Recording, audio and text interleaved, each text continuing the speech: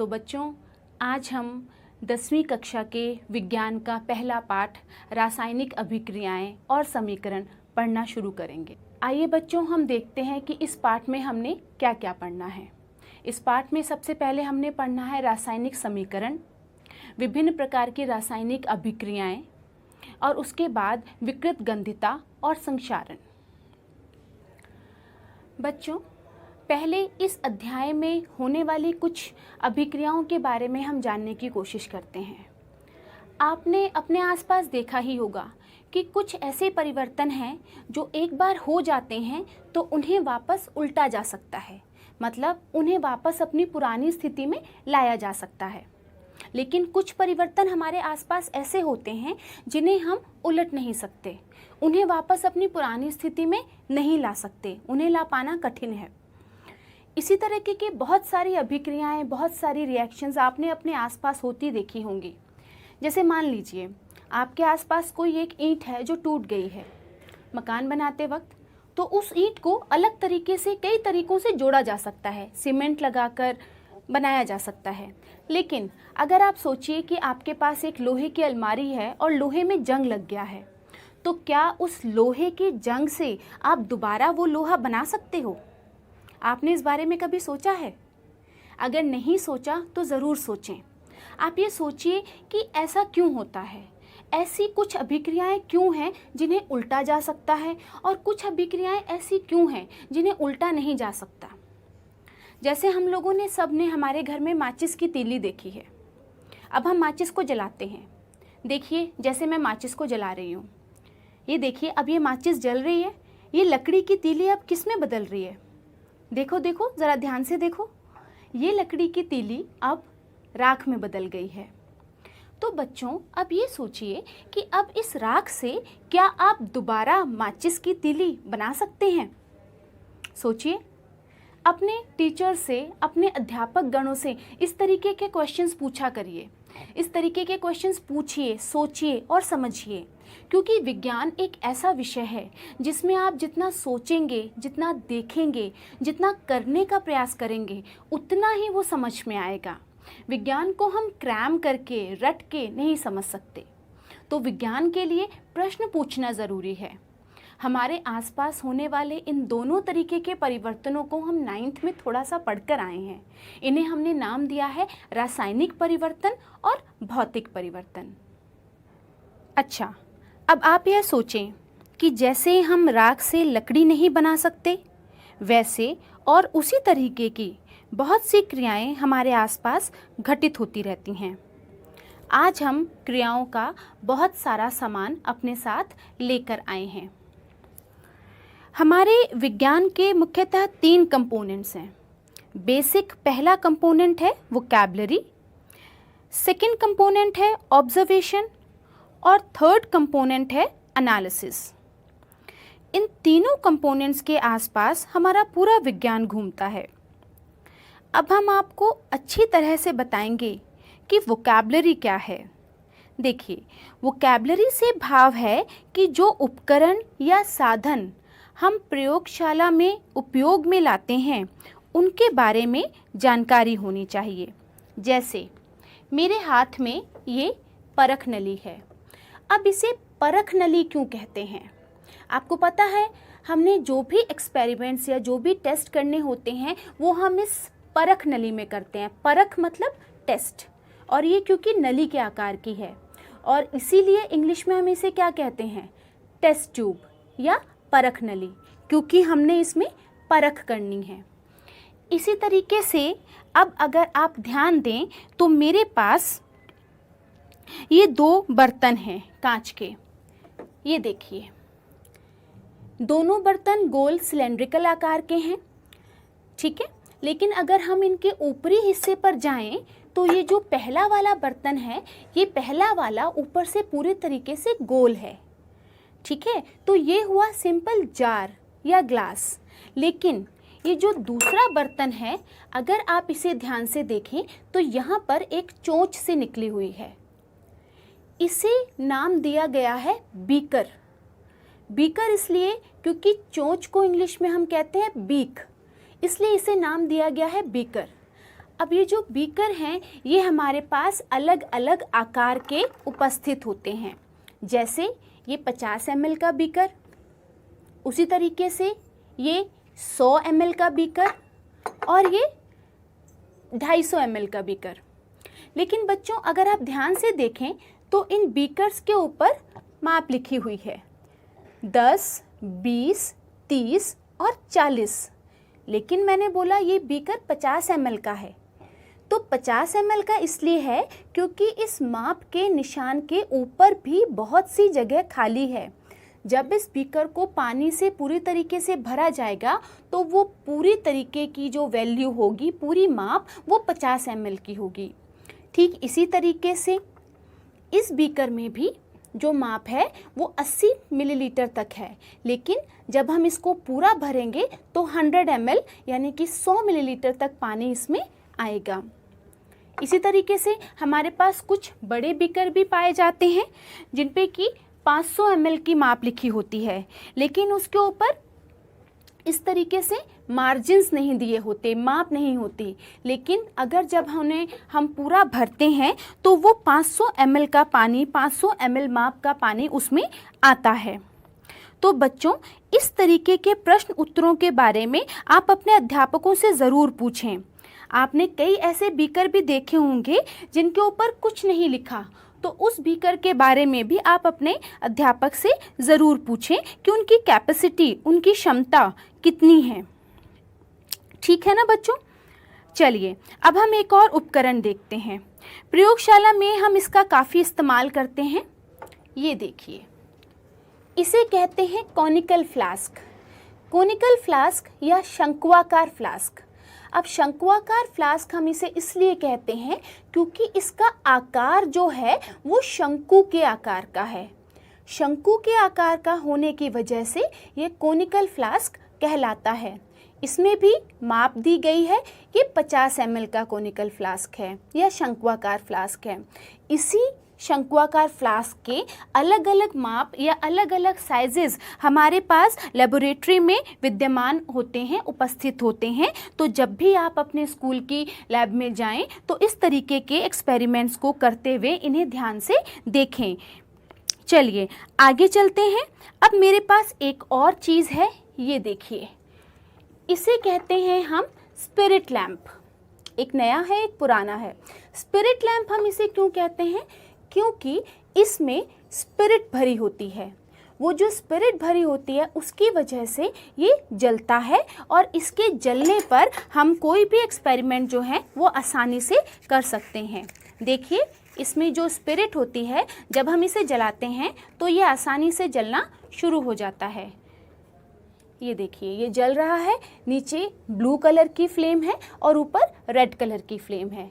तो इसे spirit lamp इसलिए कहा जाता है क्योंकि इसमें स्पिरिट होती है और ये उस स्पिरिट की सहायता से जलता है और हम इसे काम में लेते हैं।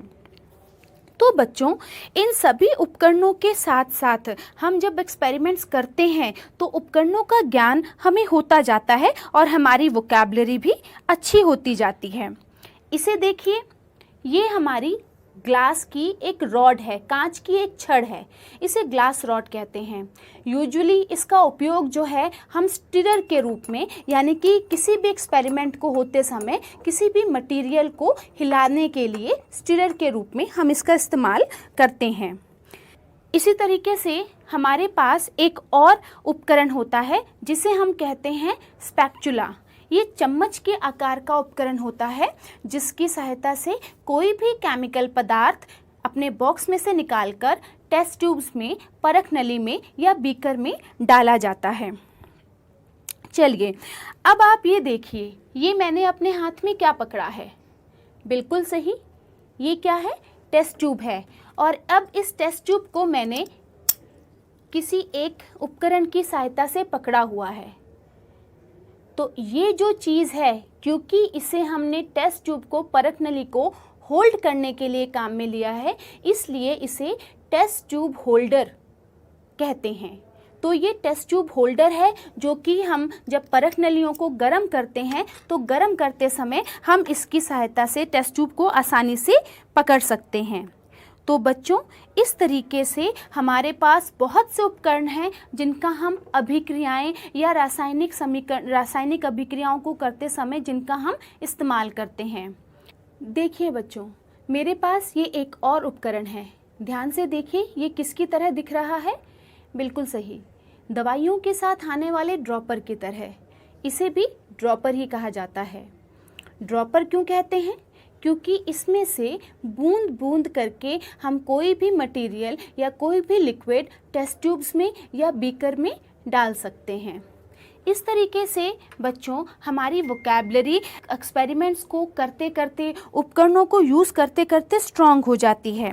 हर एक एक्सपेरिमेंट के लिए जो भी हम उपकरण इस्तेमाल करते हैं, उन सब के जो नाम हैं वो उनको यूज़ करने के साथ साथ हमें याद हो जाते हैं। जैसे ये टेस्ट ट्यूब, क्योंकि हम इसमें टेस्ट करते हैं, परख करते हैं, इसलिए ये परख नली या टेस्ट ट्यूब। क्योंकि इसका मुंह आगे एक चोंच की तरह है, इसलिए ये एक बीकर है।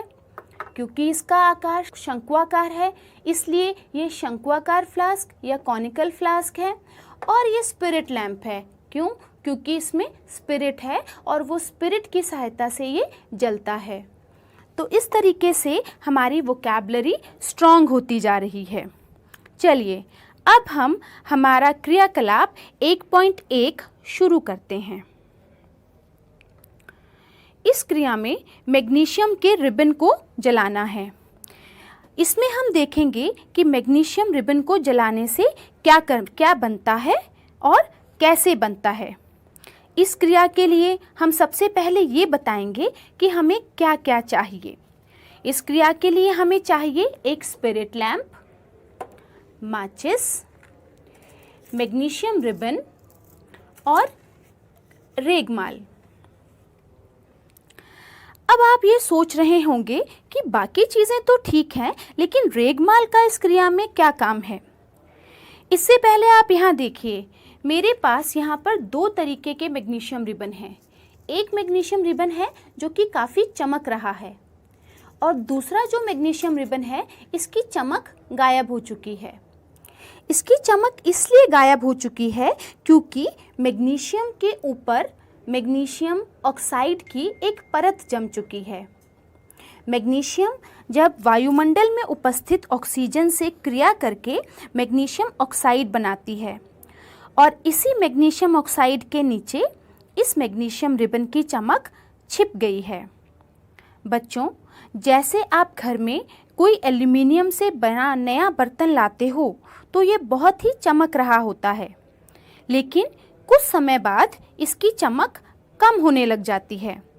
इसका मतलब है कि एल्युमिनियम के धातु की चमक के ऑक्साइड बनने के कारण कम हो गई है।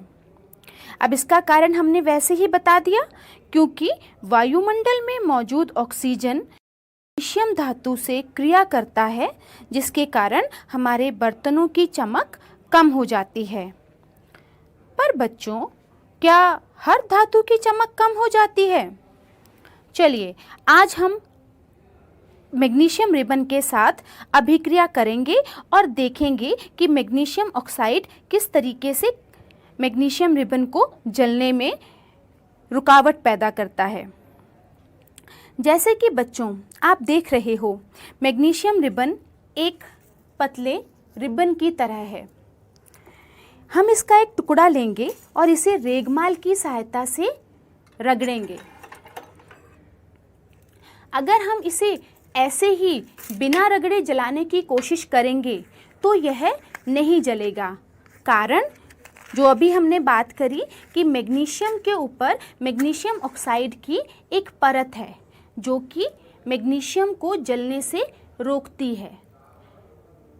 तो इसे जलाने के लिए हमें सबसे पहले मैग्नीशियम रिबन को रेगमाल से रगड़ना पड़ेगा। तो यहाँ पर हम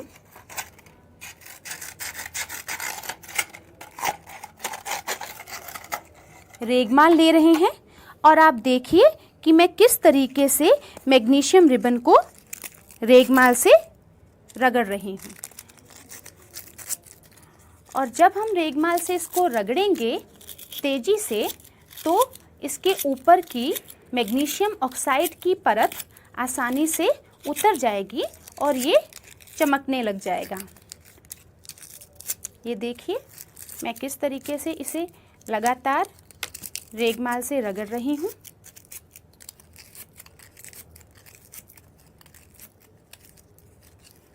ये देखिए हमारा मैग्नीशियम रिबन काफ़ी चमक चुका है। इसे जलाने के लिए हमें एक होल्डर से पकड़ना पड़ेगा। अब आप बताइए हमने इसे होल्डर से क्यों पकड़ा है? ताकि ये एक्सपेरिमेंट करते हुए हमारा हाथ ना जले। तो मैग्नीशियम रिबन को जब हम इस स्पिरिट लैंप की सहायता से जलाएंगे तो मैग्नीशियम ऑक्साइड की राख बनेगी। ये देखिए मैग्नीशियम रिबन जलना शुरू हो चुका है और कितनी वाइट लाइट के साथ ये जलता है। जब मैग्नीशियम रिबन को बिना रेगमाल से रगड़े जब हम जलाने की कोशिश करते हैं तो यह आसानी से नहीं जलता है। इसका कारण ये है कि मैग्नीशियम के ऊपर मैग्नीशियम ऑक्साइड की परत बन जाती है। वो मैग्नीशियम ऑक्साइड की परत मैग्नीशियम का इग्निशन टेम्परेचर बढ़ा देती है, यानी कि मैग्नीशियम का ज्वलन ताप बढ़ा देती है और मैग्नीशियम रिबन को जलने से रोकती है। इसीलिए हम मैग्नीशियम रिबन को रेगमाल की सहायता से रगड़कर फिर जलाते हैं ताकि वो आसानी से जल सके। अब क्योंकि मैग्नीशियम ऑक्सीजन की उपस्थिति में जल जाता है तो जलने के पश्चात एक ऑक्साइड बनता है जिसे हम लोग कहते हैं मैग्नीशियम ऑक्साइड। बच्चों, आपने यह देखा कि जो मैग्नीशियम ऑक्साइड की परत मैग्नीशियम रिबन के ऊपर जमी हुई है, अगर हम उसे रेगमाल से ना उतारें तो मैग्नीशियम रिबन नहीं जल रहा। इसका एक कारण यह है क्योंकि हर एक चीज़ प्रकृति में अपने आप को स्थिर रखना चाहती है। इसी तरीके से मैग्नीशियम ऑक्सीजन के साथ अभिक्रिया करके एक स्थिर ऑक्साइड बना लेता है जिसे हम मैग्नीशियम ऑक्साइड कह रहे हैं। तो ये मैग्नीशियम ऑक्साइड के साथ जब हम इसे जला रहे थे तो ये नहीं जलेगा। इसी कारण हम रेगमाल को रगड़ रगड़ कर इसकी परत को उतारते हैं और उतारने के पश्चात हम इसे जलाते हैं। अब हमें इस रिबन को जलाने के पश्चात जो वाइट कलर की राख मिल रही है, इस राख को हम वॉच ग्लास में इकट्ठा करेंगे। जब हम मैग्नीशियम धातु को जलाने के पश्चात इस राख को इस्तेमाल करते हैं तो अब आप ये सोचिए बच्चों कि क्या यह राख फिर से मैग्नीशियम रिबन बन सकता है? नहीं। बच्चों, जब भी आप एक्सपेरिमेंट्स करें तो आप ये ध्यान में रखें कि आग के साथ एक्सपेरिमेंट करते समय एक बाल्टी पानी और एक रेत की बाल्टी आपके आसपास ज़रूर हो, क्योंकि आग के बढ़ जाने पर इस पर काबू करना बहुत मुश्किल हो जाता है। तो पहले आप ये देखें कि यह दोनों चीज़ें यहाँ पर भी उपलब्ध हैं। तो अब हम क्रिया को आगे देखते हैं। देखिए कितनी वाइट लाइट के साथ ये मैग्नीशियम रिबन जलकर राख बन चुका है। यह मैग्नीशियम ऑक्साइड है जो सफ़ेद रंग की राख में बदल चुका है। अब हम इस राख का टेस्ट करेंगे कि यह राख एल्कलाइन यानी कि क्षारीय प्रकृति की है या एसिडिक यानी कि अम्लीय प्रकृति की है। इसे चेक करने के लिए हम लिटमस पेपर की सहायता लेते हैं। लिटमस पेपर से आपको कुछ याद आया होगा। 7वीं कक्षा में अम्ल और क्षार वाले अध्याय में लिटमस पेपर का जिक्र हुआ था। अब आप बताइए बच्चों, लिटमस किससे बना होता है? हाँ, बिल्कुल सही, यह लाइकेन से बनता है। लाइकेन से लिटमस पेपर बनाए जाते हैं। यह पेपर 2 रंग में आते हैं, लाल और नीला। लिटमस एक ही होता है लेकिन उसे अलग अलग रंगों के पेपर्स बना लिए जाते हैं। लाल लिटमस क्षार में डालने पर नीले में बदल जाता है और नीला लिटमस अम्ल में डालने पर लाल में बदल जाता है।